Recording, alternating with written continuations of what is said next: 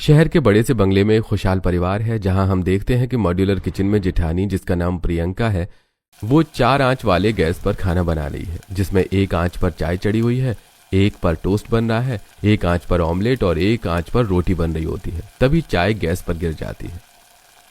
Oh no, चाय गिर गई। मैं अभी इसे पहले साफ कर देती हूँ।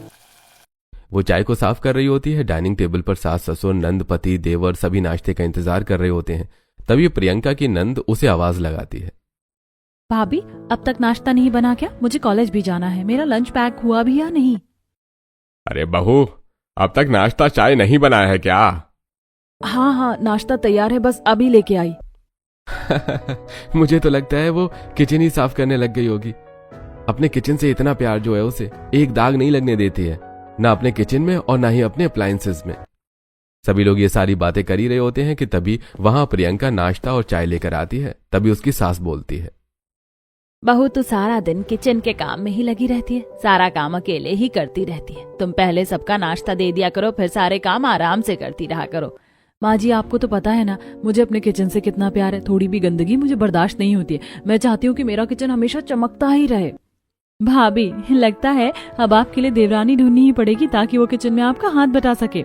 हाँ, बात तो आप सही कह रही हैं। देवर जी, आपकी नजर में कोई लड़की हो तो बताइए। आज यही सही मौका है, मौके पे चौका मारने का। आज बिना किसी चूचे पड़ के आपकी बात मान ली जाएगी। क्या भाभी, आप भी? ऐसी कोई लड़की तो नहीं है जिससे मैं प्यार करता हूँ, लेकिन एक लड़की है जिससे मैं शादी कर सकता हूँ। ऐसी कौन सी लड़की है देवर जी, हमें भी तो बताइए। आपको याद है पिछले साल हम सब आपकी बहन की शादी में गांव गए थे, तो उसकी एक सहेली आई हुई थी।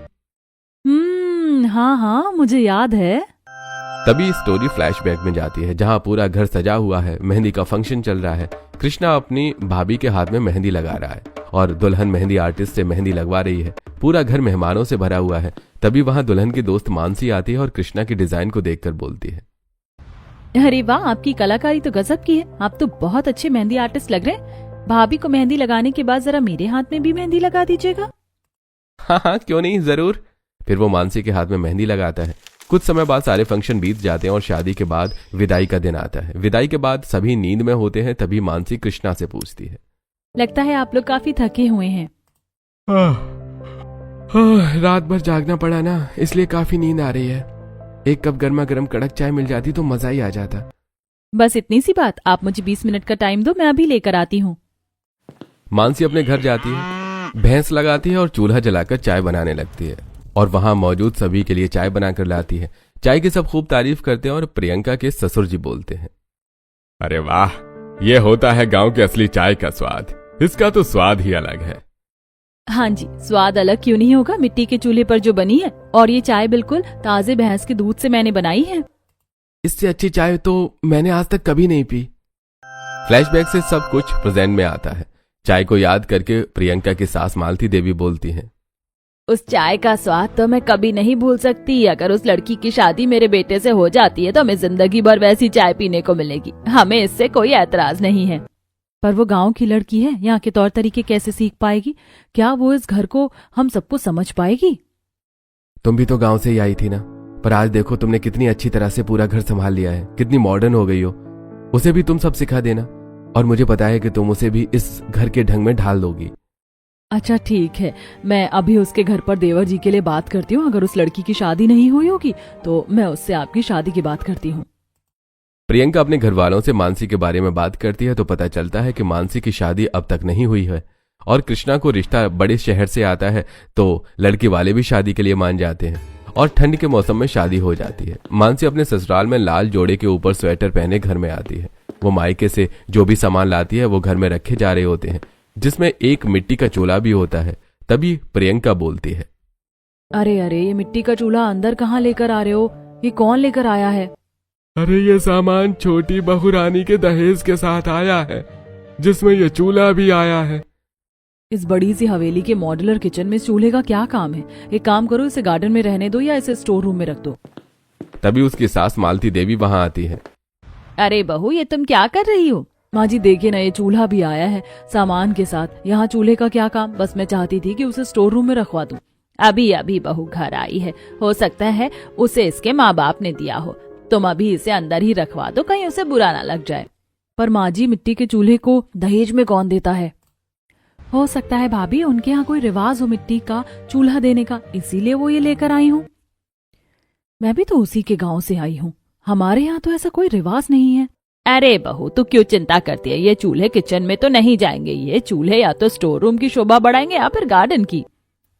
हाँ, ये बात भी सही है, मैं चूल्हा अपने मॉड्यूलर किचन में तो नहीं ले जाने दूंगी। अगले दिन सुबह मानसी किचन में अपने चूल्हे पर सबके लिए खीर बना रही होती है। तभी पूरे घर में धुआं फैल जाता है और प्रियंका अपने पति को उठाती है। अजी सुनिए, उठिए जल्दी, पूरे घर में आग लग गई है, जल्दी से फायर ब्रिगेड को बुलाइए। झटके से उसका पति उठ जाता है और बोलता है, क्या आग लग गई? कहाँ लग गई आग? पता नहीं जी, देखिए पूरे घर में धुआं फैल गया, चलिए हॉल में चलकर देखते हैं। तभी सभी खांसते खांसते हॉल में इकट्ठा हो जाते हैं। प्रियंका की सास मालती देवी बोलती है, ये आग कहाँ लगी है? बस धुआं ही दिख रहा है, आग तो कहीं दिख नहीं रही। पर ये धुआं आ कहां से रहा है? तभी किचन से मानसी निकलती है, जो सबके लिए खीर लेकर हॉल में आती है। सभी लोग हैरानी से उसे देखते हैं और पूछते हैं, अरे बहू, ये धुआं कहाँ से आ रहा है? माँ जी, वो मैं चूल्हे पर खाना बना रही थी और खिड़की खोलना भूल गई थी, इसीलिए धुआं फैल गया, पर मैंने खिड़की खोल दी है, अभी कुछ देर में धुआं चला जाएगा। अब आप सब एक साथ आ ही गए हैं तो खीर चक्कर बताइए कि कैसी बनी है। मानसी सबको खीर देती है। खीर खाते ही उसके ससुर रामलाल बोलते हैं, अरे वाह बहू, इस खीर से तो बिल्कुल सौंधी सी खुशबू आ रही है। ऐसी खीर तो मैंने कभी खाई ही नहीं है। क्या खीर बनाई है बहू, कमाल का स्वाद है। हाँ भाभी, मैं ज्यादा मीठा तो नहीं खाती, पर ऐसा लगता है ये खीर मैं पूरी ही खा जाऊंगी। सारे लोग खीर खाने लगते हैं, पर प्रियंका खीर नहीं खाती और सबसे पहले भागकर किचन में जाती है। वो जाकर देखती है तो पूरा किचन काला पड़ा होता है, सारे बर्तन काले हो जाते हैं। तभी प्रियंका बोलती है, हे राम, देवरानी जी ने किचन का क्या हाल कर दिया। मैं उन्हें समझाऊंगी कि आगे से वो मेरे मॉड्यूलर किचन में चूल्हे पर खाना ना बनाए। तभी वहां मानसी आ जाती है और प्रियंका से बोलती है, जेठानी जी, आपने खीर नहीं खाई, एक बार खाकर तो देखिए कि खीर कैसी बनी है। खीर बाद में खाऊंगी, पहले अपना किचन तो साफ कर लूं। जेठानी जी, आप बिल्कुल भी चिंता मत कीजिए, मैं आपके साथ मिलकर पूरा किचन साफ करा दूंगी। दोनों देवरानी जेठानी मिलकर पूरा किचन साफ कर रही होती हैं। तभी प्रियंका बोलती है, देखिए देवरानी जी, ये आपका गांव नहीं है, ये शहर का मॉड्यूलर किचन है, यहाँ आप चूल्हे पर खाना नहीं बना सकती हैं। हाँ दीदी, वही तो मैं देख रही थी कि ऐसा किचन तो पूरे गांव में नहीं है, पर ये चीजें मुझे इस्तेमाल करने ही नहीं आती, तो मैं सब कैसे करूंगी? कोई बात नहीं, मैं हूं ना, आज दोपहर के खाने के समय मैं तुम्हें सारी चीजें इस्तेमाल करना सिखा दूंगी। देवरानी जेठानी मिलकर पूरा किचन चमका देती हैं और प्रियंका उसे समझाती है, देखो, किचन हमेशा ऐसे ही चमकना चाहिए, और अगर ऐसे ही चूल्हे पर खाना बनता रहा तो इस ठंड में हमें बार बार पूरा किचन साफ करना पड़ेगा। ठीक है जेठानी जी, मैं ये चूल्हा बाहर गार्डन में रख देती हूँ। मानसी चूल्हा बाहर गार्डन में रख देती है। फिर दोपहर में दोनों देवरानी जेठानी किचन में होते हैं और प्रियंका उसे सारी चीजें समझाने लगती है। देखो, ये गैस है, इसे ऐसे ऑन करते हैं और ऐसे जलाते हैं। ये ओवन है, इसमें केक बनाते हैं। ये मिक्सर है, इससे चटनी पीसते हैं, और ये बाकी की सारी चीजें यहाँ रखी हैं और मसाले ऊपर की तरफ रखे हुए हैं। ठीक है जेठानी जी, मैं सब समझ गई, आज का सारा खाना मैं बना दूंगी। ठीक है, पर जल्दी करना। मानसी ठंड में खाना बना रही होती है कि कभी पानी गिर जाता है, कभी दाल छलक कर बाहर आ जाती है। तभी मानसी सोचती है, अगर अभी ये खाना मैं चूल्हे पर बना रही होती तो मुझे ठंड भी नहीं लगती और सारी चीजें अच्छी से हो जाती। मानसी बाहर से चूल्हा फिर से किचन में ले आती है और झटपट सारा खाना बना देती है और दोपहर तक सारा खाना टेबल पर सजा देती है। सभी टेबल पर खाने बैठते हैं। अरे वाह, इतना सारा खाना इतनी जल्दी कैसे बन गया? आज मैंने देवरानी जी को मॉड्यूलर किचन इस्तेमाल करना बता दिया था, इसीलिए लगता है इतनी जल्दी इसने इतना खाना बना लिया। आपके मॉड्यूलर किचन में तो मैंने पानी भी नहीं उबाला है। सभी लोग खाना खाने लगते हैं और सभी लोग खाने की खूब तारीफ करते हैं। अरे वाह, आज तो खाना खाकर मजा ही आ गया, क्या स्वाद खाना बनाया है बहू। हाँ, बहुत समय बाद मैं ऐसा खाना खा रहा हूँ। ऐसा स्वाद तो अब मिलता ही नहीं है। आज का खाना तो बहुत ही स्पेशल है। हाँ, ये स्पेशल ही है। आप सब सोचकर बताइए क्या स्पेशल हो सकता है। जब मैं बचपन में गांव में रहता था तो मेरी माँ चूल्हे पर ऐसे ही खाना बनाती थी। बिल्कुल पिताजी, मैंने भी चूल्हे पर ही सारा खाना बनाया है। क्या, चूल्हे पर? प्रियंका भागते हुए किचन में जाती है तो देखती है कि सारे बर्तन फिर से काले पड़े होते हैं और फिर वो वापस हॉल में आकर मानसी को समझाती है। देवरानी जी, मैंने आपको मना किया था ना कि चूल्हे पर खाना मत बनाना, फिर भी आपने चूल्हे पर खाना क्यों बनाया? मैं क्या करूं दीदी, मेरी समझ में कुछ नहीं आ रहा था, इसीलिए मैंने चूल्हे पर खाना बना लिया। मैं तुम्हें समझा कर आई थी ना, फिर से मुझे इतनी ठंड में सब कुछ साफ करना होगा। बहू तुम पहले खाना खा लो, फिर बाद में किचन साफ कर लेना। सास की बात मानकर प्रियंका खाना खाने लगती है। खाने के बाद फिर से दोनों किचन की सफाई करने में लग जाती हैं और आपस में बात करती हैं। देखा ना देवरानी जी, मैं क्यों आपको किचन में मिट्टी के चूल्हे पर खाना बनाने से मना करती हूँ। चूल्हे से निकले धुएं से पूरा किचन काला हो जाता है और मुझे मॉड्यूलर किचन में थोड़े भी दाग नहीं पसंद। ठीक है जेठानी जी, मुझे भी साफ सफाई से बहुत प्यार है, मैं अगली बार से ध्यान रखूंगी। शाम के वक्त सास ससुर और जेठानी सारे लोग ठंड के कपड़ों में गार्डन में बैठे होते हैं। सूरज ढल रहा होता है और सब अलाव जला रहे होते हैं। तभी वहां मानसी जैकेट पहने अपने पति कृष्णा के साथ आती है। उसे देखते ही प्रियंका बोलती है, क्या बात है देवरानी जी, लगता है आपको ठंड कुछ ज्यादा ही लग रही है। हाँ दीदी, मुझे ठंड ज्यादा लगती है, क्या ही बताऊं। मैं अभी आपके ठंड भगाने का उपाय कर देती हूँ। अभी मैं सबके लिए गर्मा गर्म चाय बना के ले आती हूँ। बहू आज तुम आराम करो, मैं चाहता हूँ कि आज की चाय छोटी बहू बनाए। हमें आज उसके हाथ की चाय पीनी है, वो बहुत अच्छी चाय बनाती है। क्यों पिताजी, मैं अच्छी चाय नहीं बनाती क्या? ऐसी बात नहीं है बहू, तुम्हारी बनाई चाय तो हम रोज ही पीते हैं। मैं देखना चाहता हूँ कि आज भी छोटी बहू वैसी चाय बना पाती है या नहीं, जैसी चाय उसने हमें 1 साल पहले पिलाई थी। ठीक है पिताजी। देवरानी जी, आपको जो मैंने सब समझाया था वो याद है ना? हाँ जेठानी जी, मुझे सब याद है, आप चिंता मत करो। मानसी किचन में जाती है। पिताजी को मेरे हाथ की ही चाय पीनी है, पर वो चाय तो मैंने चूल्हे पर बनाई थी। एक काम करती हूँ, जेठानी जी से माफी मांग लूंगी, पर मैं चूल्हे पर ही चाय बना लेती हूँ। मानसी चूल्हे पर चाय बनाने लगती है और फिर से पूरा धुआं हो जाता है। रसोई में सब लोग बाहर बैठे होते हैं और खिड़की से धुआं बाहर आते देखकर सब डर जाते हैं।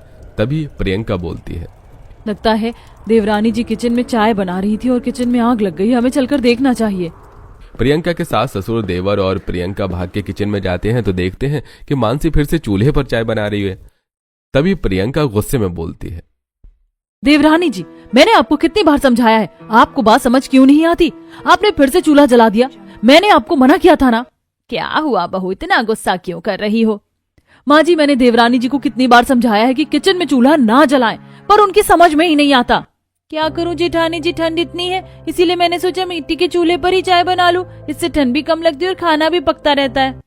बहू, अपनी देवरानी को थोड़ा समय दो, वो सब कुछ सीख जाएगी। तुम भी जब गांव से आई थी तो मिट्टी के चूल्हे पर ही खाना बनाती थी, उसे भी तुम घर की सारी चीजें धीरे धीरे सिखा देना। जिसे जो करना है करे, बस मेरा मॉड्यूलर किचन गंदा नहीं होना चाहिए, मुझे ये सब पसंद नहीं है। जेठानी जी आप चिंता मत कीजिए, चाय बनते ही मैं पूरा किचन साफ कर दूंगी। ससुर सास जेठानी और कृष्णा वापस से गार्डन में चले जाते हैं और देवरानी सबको चाय सर्व करती है। तभी उसके ससुर, भाई वाह, ये है चाय का असली स्वाद, मजा आ गया। मुझे तो ऐसी ही चाय पसंद है। ये तो कुछ भी नहीं है, अगर भैंस होती तो मैं भैंस के ताजे दूध से चाय बनाती तो स्वाद और बढ़ जाता। अब शहर में गांव वाली बात कहा, यहाँ तो कुछ भी शुद्ध नहीं मिलता। ठीक है, मैं अब किचन में जाती हूँ, मुझे पूरा किचन भी साफ करना है। मानसी किचन में चली जाती है और सारा किचन फिर से साफ करती है। तभी रात के समय सभी अपने कमरे में सो रहे होते हैं। तभी प्रियंका सपना देखती है कि मिट्टी के चूल्हे पर खाना बनाने की वजह से पूरा घर काला हो चुका है, सारे बर्तन काले हैं। सुबह उठने पर उसका मुंह भी काला है और उसके पति का मुंह भी काला है। तभी वो आईने में खुद को देखकर सपने में ही बातें करती है, हे राम, ये मेरे चेहरे को क्या हो गया है? सब कुछ ऐसे काला कैसे हो गया? मैं अभी किचन में जाके देखती हूँ।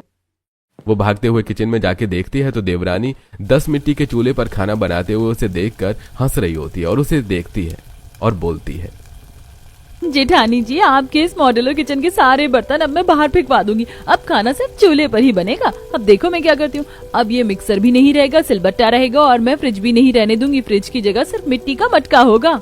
नहीं, ऐसा नहीं हो सकता, ये मेरा किचन है, तुम यहाँ से बाहर। तभी उसका पति उसका कंबल हटाता है और उस पर पानी के छींटे मारता है। तभी वो नींद से उठ जाती है। तभी उसका पति पूछता है, क्या हो गया, किसी किचन से भगा रही हो तुम? अच्छा तो ये सपना था। बाप रे बाप, कितना बुरा सपना था। इससे पहले कि बहुत देर हो जाए, मुझे ऐसा सब कुछ होने से रोकना होगा। मुझे देवरानी जी के चूल्हे को किसी भी तरह अपने मॉड्यूलर किचन से हटाना ही होगा। तभी जेठानी अपने कमरे से निकलकर पहले किचन में जाती है, जहां वो देखती है कि मिट्टी के चूल्हे पर चाय और नाश्ता बन चुका होता है और पूरा किचन गंदा होता है। ये सब देखकर वो गुस्से में हॉल की तरफ जाती है, जहां मानसी अपने सास ससुर के नाश्ता सर्व कर रही होती है। तभी जेठानी बोलती है, बस देवरानी जी, अब बहुत हो चुका है। अब आपको अपना चूल्हा मेरे किचन से हटाना ही होगा। मैं तो अब रोज रोज अपने मॉड्यूलर किचन को गंदा देखकर तंग आ चुकी हूँ। अगर आपको मिट्टी के चूल्हे पर ही खाना बनाना है तो आप अपने लिए एक अलग कमरा बनवा लीजिए जहाँ आप मिट्टी के चूल्हे पर खाना बना सकती हो, पर मेरे मॉड्यूलर किचन में अब चूल्हे पर खाना नहीं बनेगा। क्या हो गया बहू, तुम अचानक इतने गुस्से में क्यों हो और अलग अलग रसोई करने की मांग क्यों कर रही हो? पिताजी, मैं रोज रोज देखती हूँ कि चूल्हे के धुएं से मेरा पूरा किचन गंदा हो जाता है। मैं बहुत बर्दाश्त कर चुकी हूँ, अब मैं और बर्दाश्त नहीं कर सकती। पर जेठानी जी, मैं सारा किचन साफ तो कर देती हूँ, मैंने ऐसा क्या ही कर दिया? तुम्हारे साफ करने के बाद भी कुछ दाग रह जाते हैं जो मैं बर्दाश्त नहीं कर सकती। अब तुम अपने चूल्हे को मेरे किचन से जल्दी हटाओ। बस तुम आंगन में अपने चूल्हे को ले जाओ। तुम्हें ज्यादा ठंड लगती है तो पूरी ठंडी तुम वहीं अपने चूल्हे पर खाना बनाना। मैं तुम्हें कुछ नहीं बोलूंगी, पर अब मेरे मॉड्यूलर किचन में चूल्हे पर खाना नहीं बनेगा। अब तुम्हारे मिट्टी के चूल्हे मेरे किचन में आए तो मैं उसे तोड़ दूंगी। मैंने सोच लिया था तुम इस घर में आओगी तो मैं तुम्हें अपने हिसाब से ढाल लूंगी, पर यहाँ तो उल्टा ही हो रहा है। तुम मुझे अपने हिसाब से ढालने की कोशिश कर रही हो। मुझसे बहुत बड़ी गलती होगी कि मैंने अपने देवर की शादी तुमसे करवा दी। जेठानी जी, आखिर मैंने किया क्या है जो आप मुझ पर इतना भड़क रही हैं?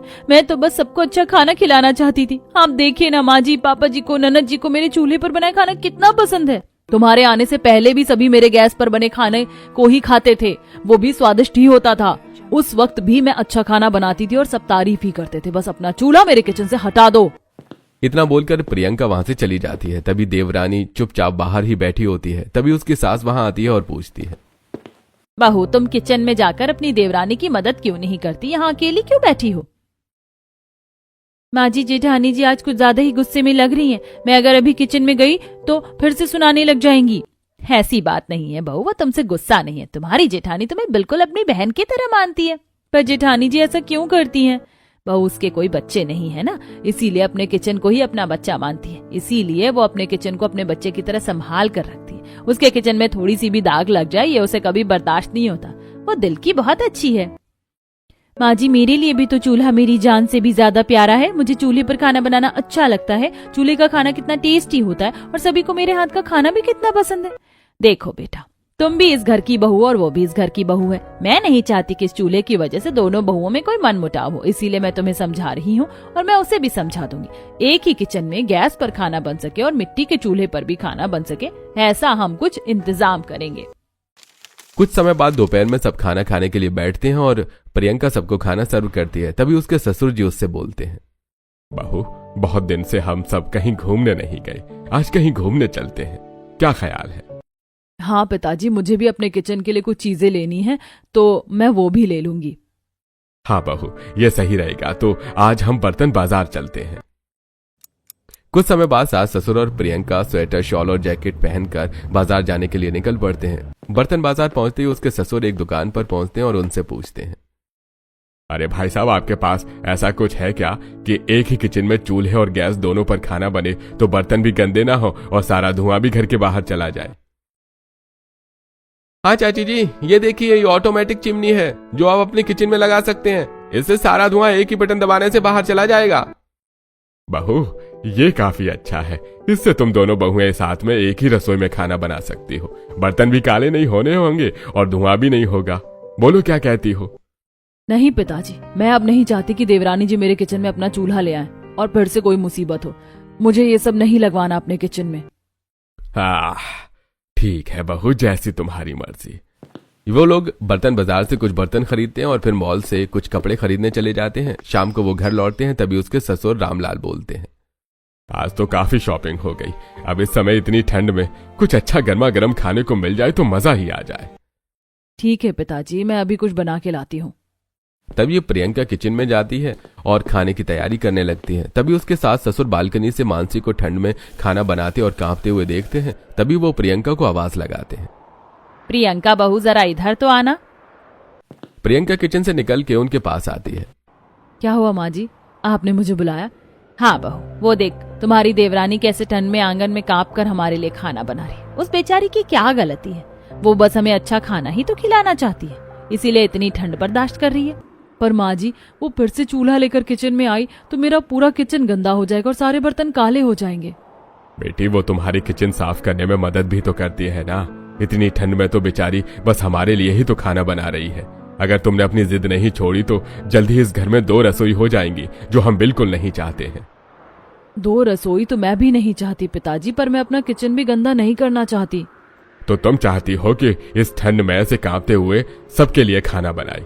अपनी जिद छोड़ दो बेटी और उसे किचन में आने दो, मैं चिमनी लगवा दूंगा। तुम्हारी भी इच्छा पूरी हो जाएगी, किचन भी साफ रहेगा और बर्तन भी काले नहीं होंगे, और जो भी गंदगी होगी उसमें तो वो तुम्हारी मदद करती ही है ना।